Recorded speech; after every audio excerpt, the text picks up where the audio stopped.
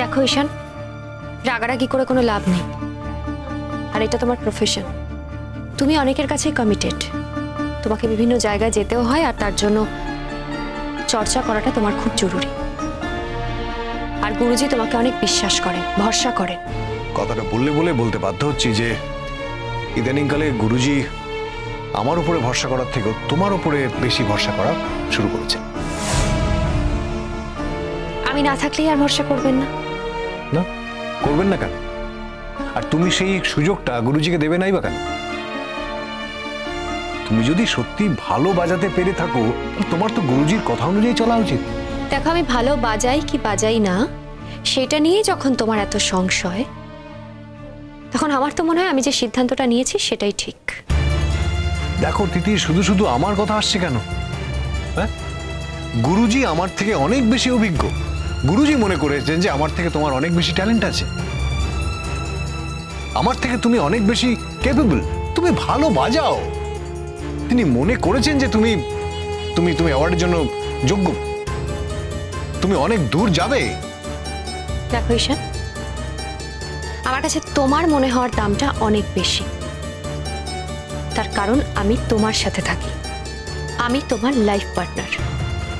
তাই তোমার যদি এটা মনে না হয়, তাহলে শুধুমাত্র গুরুজির মনে হওয়ার উপর ডিপেন্ড করে আমার পক্ষে এগিয়ে চলাটা সম্ভব নয়। তোমাদের আমার কিছু বলার আছে। তোমরা ভীষণ লাকি, তোমাদের কাল থেকে এমন একজন ক্লাস নেবেন যার কাছ থেকে তোমরা ভীষণভাবে উপকৃত হবে। তার নাম হলো ডক্টর রাহুল চ্যাটার্জি। সে মানুষ হিসেবে যেমন ডায়নামিক, তেমনই ভালো পড়ায় সে। মানে পড়ানোর বিষয়টা সে কতটা ইন্টারেস্টিং করে তুলতে পারে সেটা তোমরা ভাবতে পারবে না। যেমন ধরো, আমাদের ক্লাসে বিভিন্ন রকমের স্টুডেন্টরা আছে, অ্যাভারেজ স্টুডেন্টরা আছে, আবার ব্রিলিয়ান্ট ফার্স্ট ক্লাস ফার্স্ট মোহরের মতো স্টুডেন্টরাও আছে। তোর পড়ানোর প্যাটার্নটা না একটু আলাদা। যেমন ও অ্যাভারেজ স্টুডেন্টের যেভাবে, মানে অ্যাভারেজ স্টুডেন্টদের যেভাবে পড়াবে, ও কিন্তু ফার্স্ট ক্লাস ফার্স্ট মানে মোহরকে কিন্তু অন্য রকমভাবে পড়াবে। তাতে কি হবে না, যারা অ্যাভারেজ তারা আরও বেটারমেন্টের দিকে যাবে, মানে তারা আরও ওপরের দিকে এগিয়ে যাবে। আর মোহরের মতো স্টুডেন্টরা আরও এনলাইটেন্ড হবে, ভবিষ্যতে আরও ভালো করবে। তো তোমরা কিন্তু ভীষণ লাকি, মানে ওর পড়ানোর ইম্প্যাক্টটাই ভীষণ পাওয়ারফুল। কাল থেকে ও নিশ্চয়ই তোমাদের ক্লাস জয়েন করবে, আর কাল থেকেই তোমরা ওর ক্লাস পাবে। আরেকটা কথা, রাহুল চ্যাটার্জি কিন্তু তার কলেজে ফার্স্ট ক্লাস ফার্স্ট ছিল। Through out his career he was first class first. এবং বিদেশেরও প্রচুর অফার ছিল, আরও বিদেশেও পড়িয়েছে। তারপর কিছু কারণবশত এখন এদেশে চলে এসেছে। I would suggest you all যে তোমরা স্যারের থেকে যতটা নেওয়ার নিয়ে নেবে। মোহর, তোমাকে পার্সোনালি বলছি, ডক্টর রাহুল চ্যাটার্জি কিন্তু আমার ক্লাসমেট, আমার batchmate. He is a brilliant student and at the same time he is a brilliant teacher also. আমাদের তো এখন মাস্টার্সে অনেক রকমের ডিভিশন আছে, তাছাড়া তোমাকে তো স্পেশাল পেপারও নিতে হবে না। সবটাই যে প্রফেসর শঙ্খদীপ রয় চৌধুরীর এখতিয়ারের মধ্যে থাকবে সেটা তো নয়। তোমাকে বাকি প্রফেসরদের থেকেও হেল্প নিতে হবে। তুমি রাহুল চ্যাটার্জির কাছ থেকে খুব মন দিয়ে নোটস নেবে, কেমন? তাছাড়া উনি কিন্তু ভীষণ স্টুডেন্ট ফ্রেন্ডলি। তুমি যদি ওনাকে মানে পার্সোনালিও অ্যাপ্রোচ করো, উনি কিন্তু তোমাকে পড়াটা বুঝিয়ে দেবেন। সবাইকে বলছি, তোমরা সবাই খুব মনোযোগ দিয়ে ক্লাস করো। আজকে প্রথম দিন, আমি জাস্ট রোল কল করতে এসেছিলাম। ও হ্যাঁ, তবে আরেকটা অ্যানাউন্সমেন্ট আছে। আমরা একটা inter college inter university debate competition রাখছি। তবে হ্যাঁ, টপিকটা তোমরা ডিসাইড করে বলো। আমি বলবো? হ্যাঁ বলো না। হ্যাঁ, টপিকটা হচ্ছে বিয়ের পর মেয়েদের স্থান সংসারে। Wow, interesting. আচ্ছা, ধরে নাও আমারও মনে হয়েছে, তাতে কি হলো? না, আমি ধরতে পারবো না, কারণ এইসব কথা ধরে নেওয়া যায় না।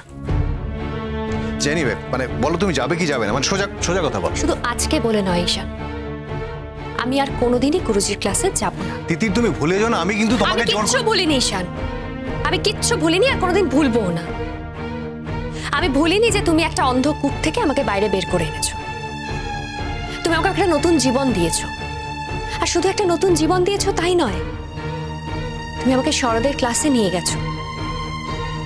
ওখানে গিয়ে আমি গুরুজির এত আশীর্বাদ পেয়েছি, সেটাও আমি তোমার দৌলতেই পেয়েছি। আর গুরুজি যে আমাকে এত ভালোবাসেন, সেটাও আমি তোমার স্ত্রী বলেই আমাকে স্নেহ করেন, ভালোবাসেন। ঠিক আছে, মানে তোমার এই এই সব কথাই ঠিক আছে, কিন্তু তোমার এই শেষের কথাটা আমি মানতে পারলাম না। শেষের কথাটা মানতে পারলাম না। গুরুজি তোমাকে স্নেহ করেন, আমার স্ত্রী হিসেবে তোমাকে স্নেহ করেন, ফাইন, ভালো, কিন্তু তোমাকে গুরুজি আশীর্বাদ করেছেন আমার স্ত্রী হিসেবে, সেটা কিন্তু নয়। গুরুজি তোমাকে আশীর্বাদ করেছেন তুমি ভালো বাজাও বলে, তুমি আমার থেকেও ভালো বাজাও বলে। ঈশান প্লিজ এই কথাগুলো বারবার বলো না, আমার আমার একদম ভালো লাগছে না শুনতে। ভালো না লাগলে কি করবে, মানে কথাটা তো তাই না, মানে ভেবে দেখো, আমি এতদিন ধরে যেটা মানে ততটা করতে পারলাম না, সেটা তুমি সো ইজিলি তুমি করে নিতে পারলে। মানে আমি শুরুতে ভেবেছিলাম এটা হয়তো বাই ফ্লুক, তাই ভেবেছিলাম, কিন্তু তারপরে মনে হলো না, এটা তো বাই ফ্লুক হতে পারে না, এটা যাদের মধ্যে ট্যালেন্ট আছে, যারা জিনিয়াস, তারাই কিন্তু এটা পারে। বিদ্রুপ করছো? না, বিদ্রুপ করছি না, যেটা সত্যি সেটা বলছি। ঈশান আমি বুঝতে পারছি তুমি বিদ্রুপ করছো, আর তুমি বলছো। দেখো তিতির, আমি তুমি জানো যে আমি না কোথাও গেলে মানে আমি খুব ডিসিপ্লিনড অ্যান্ড পাংচুয়াল, মানে কোথাও যাওয়ার হলে আমি সেখানে টাইমে যেতে পছন্দ করি। তুমি তো জানো সেটা। আমরা যদি গুরুজির ওখানে যাই তাহলে সময় যেতে হবে, আর যদি না যাই তাহলে কেউই যাবো না, ক্যান্সেল করে দিতে হবে। দেখো আমার ওখানে যাওয়ার অনেক আগে থেকে তুমি ওখানে যাও, তাই আমার যাওয়া না যাওয়ার উপর তোমার যাওয়াটা কিন্তু নির্ভর করে না। আর শোনো, এটা যদি তুমি করে থাকো তাহলে খুব খারাপ করবে ঈশান। ঈশান আমি আবারও বলছি, এটা আমার প্রফেশন নয়, আমি জাস্ট ভালোবেসে শিখতে যেতাম, কিন্তু এটা তোমার শুধুমাত্র ভালোবাসা নয়, তোমার পেশা। তাই তোমার এটাকে নিয়ে ছেলে মানুষই করা কিন্তু মানায় না। আর যেটার জন্য গুরুজি আমার নাম পাঠিয়েছেন, আমি সেখানেও যাব না, আর সে কথাটা আমি গুরুজিকে জানিয়ে দেব। আচ্ছা, এই টপিকটার পক্ষে এবং বিপক্ষে যারা যারা নাম দেবে তারা প্লিজ নামটা লিখে দাও। আর এই যে মোহর, শুনেছি তুমি তো ডিবেটে ভীষণ ভালো, তুমি নাম দেবে না? অন্য কোনো বিষয় হলে হয়তো দিতাম না ম্যাম, কিন্তু এই বিষয়টা তখন নাম না দিয়ে পারি কি করে বলুন তো? আর সবার পক্ষেই কথা বলবো এমন তো কোনো প্রশ্ন নেই। আপনি যে বিষয়টা অ্যানাউন্স করলেন সেই বিষয়ে আমি বিপক্ষেই কথা বলবো। ভালো তো, তোমার যেমন খুশি তুমি তেমন ভাবে নাম দাও না। দেখো মোহ, এটা কিন্তু একটা ইন্টার কলেজ ডিবেট কম্পিটিশন, বাইরের কলেজকেও জানানো হয়েছে, তো বাইরের কলেজ থেকেও কিন্তু প্রচুর স্টুডেন্টদের নাম আসবে। হ্যাঁ, তবে তার মধ্যে থেকে বাছাই করা হবে। এটা কিন্তু অনেক বড় রকমভাবে হবে, inter college inter university debate. দেখো মোহর, এটা কিন্তু একটা বিশাল বড় মাপের inter college inter university debate competition. যদিও এরপরেও আমাদের ইউনিভার্সিটিতে অনেক অনুষ্ঠান আছে, ফেস্ট আছে, কেমন?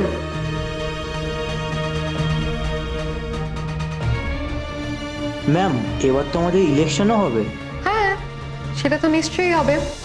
তবে দেখো, স্টুডেন্ট ইলেকশন সেটা তোমাদের স্টুডেন্টের ব্যাপার, তার মধ্যে কিন্তু আমি থাকবো না।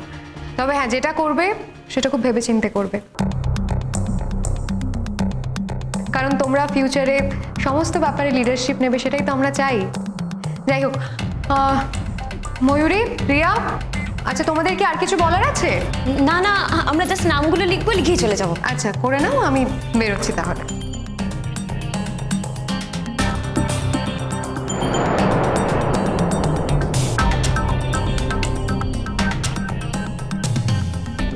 এই মোহর, বলছি তুই নামটা দিয়ে দে না।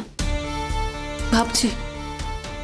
এই এটাতে তো ভাবার কিছু নেই, তুই নামটা দে, দেখবি তুই একেবারে বলে বলে জিতে যাবি। হ্যাঁ তাহলে মোহর বসু। আমাদের মাস্টার্সের ইকোনমিক ডিপার্টমেন্ট থেকে শুধু মোহর বসুই নাম দিচ্ছে, তাই তো? আর কেউ দিচ্ছে না? আমি নাম দেব। আমি সবার পক্ষে কথা বলবো।